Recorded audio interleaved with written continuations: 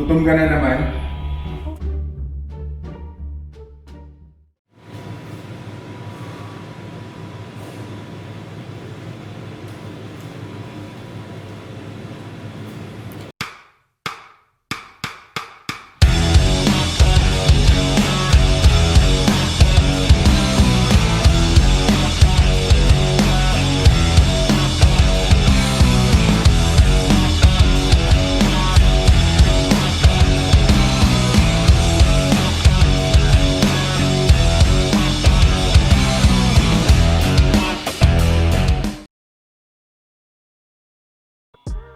Hello! So magandang tanghali sa inyo.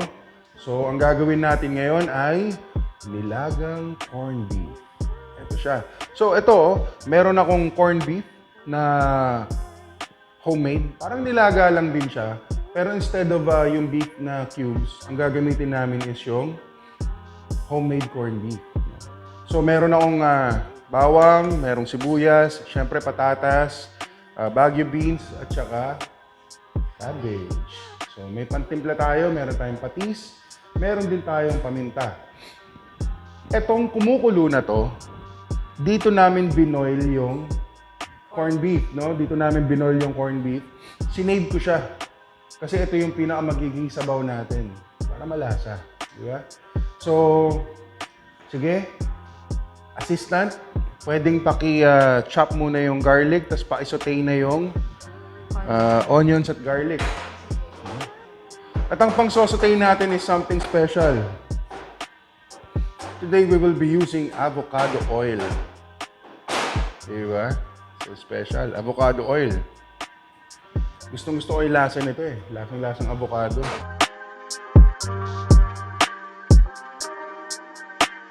Alright, so habang nagigisa yung ating assistant na maganda, hihiwain ko na sa cubes itong ating brisket. Okay? So, 7 days bago naging corned beef to. Hiwain na natin into cubes. Wow, look at that. So, lagay lang natin dito. Nice, cubes.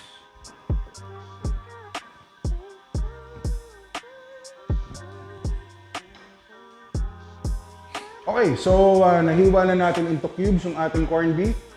Ngayon, ilalagay na niya yung sauteed onions and garlic dito sa broth. Okay, lagay mo na. Okay, para lalong mas malasa. Ngayon, ilalagay ko naman na tong patatas din dito. Diba? At kung mapapansin nyo, ilalagyan natin is pressure cooker. Hindi ko muna ilalagay itong beans at saka itong cabbage kasi madali lang maluto to. At saka yung corned beef kasi luto na to eh. Pag binili nyo dito sa amin, ganito na siya, luto na. So tatakpan lang natin to ngayon. Tapos ilalak natin. Yan. Yun. And we're all set. Hihintayin na lang natin ma-pressure cook to. Tapos pag malambot na yung patatas, ilalaglag na natin tong mga natitirang ingredients. Yung ating cabbage, yung ating beans, saka yung corned beef. At yun na, meron na tayong nilagang corned beef. Alright?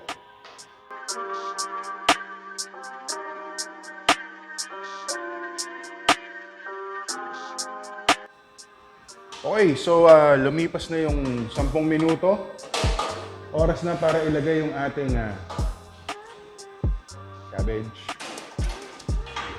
Get in there. Simutin natin. Yung ating green beans. Alright. At syempre yung ating corned beef. There you go. Get in there. Tapos wait na lang tayo ng another 5 minutes siguro or hanggang sa lumambot yung ating, hindi naman lumambot, hanggang sa maluto yung ating cabbage. And we're done. Yeah. Ako medyo gusto ko may konting heat. Bagay ngayon kasi umuulan. So, lalagyan ko ng konting paminta. Okay. Hindi na natin isasarado to. Hayaan na lang natin siyang ganyan. At, tapos na. Siguro 5 to 10 minutes na nagsisimmer. Okay na yan. Diba?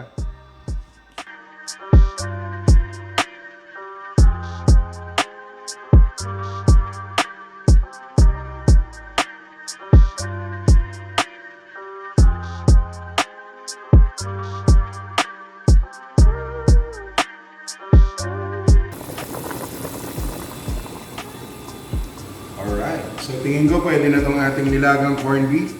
Okay, so nakita nyo naman napakabilis, no? So wala pang 20 minutes dahil nga ang ginamit natin is yung ating homemade corned beef. Malambot na, luto na. So ginawa lang natin, naggisa lang tayo ng sibuyas at bawang, tapos nilagay natin sa broth, no? Tapos noon, yung patatas, tapos pinakuluan natin ng 10 minutes. Pagkatapos noon, lumalambot na yung patatas, nilagay natin yung ating cabbage at yung ating beans, tsaka yung, syempre yung corned beef. Tapos, sinimmer lang natin siya ng 5 minutes or until maluto yung vegetables. No? So, para malaman natin kung okay, magtawag tayo ng taga-tikim. Halika natin ito, tikman mo na. Oo.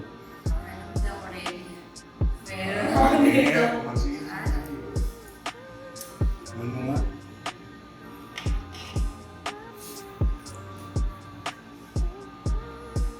Kamusta? Grabe, sarap. Ang sarap. Excited na Sige, ako. ilagay mo na to. Kakain na tayo. Okay. So guys, kung gusto nyo order nito, isang product ng school na naman, ng MDP Technical School. Message nyo lang kami. And yun, stay tuned for more interesting recipes. Siyempre, using our products, yung corned beef, yung pork chop, yung bacon, yung ano ba. So yun, see you around.